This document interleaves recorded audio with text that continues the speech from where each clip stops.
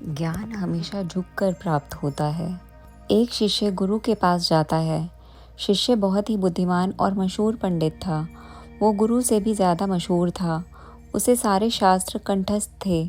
शिष्य को बस एक ही समस्या थी कि वो सभी शास्त्र कंठस्थ होने के बाद भी सत्य की खोज नहीं कर पा रहा था। ऐसे में उसने अपने जीवन के अंतिम क्षणों में गुरु की तलाश की।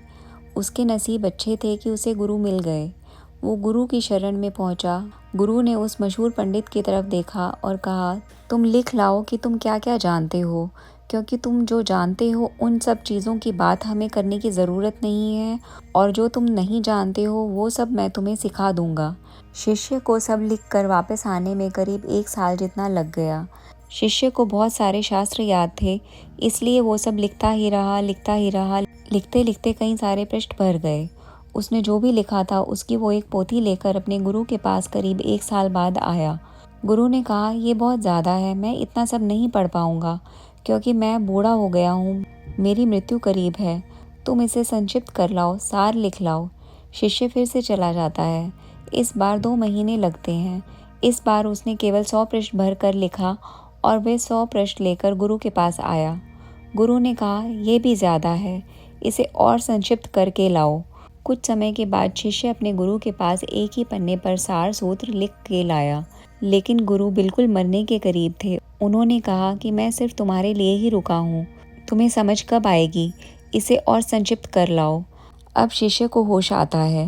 वो भागता हुआ जाता है और एक कमरे से एक खाली कागज़ ले आता है। उसने गुरु के हाथ में वो खाली कागज़ दिया। गुरु ने कहा, अब तुम शिष्य हुए, मुझसे अब तुम्हारा संबंध बना रहेगा। कोरा कागज़ लाने का अर्थ हुआ, मुझे कुछ भी पता नहीं, मैं अज्ञानी हूँ।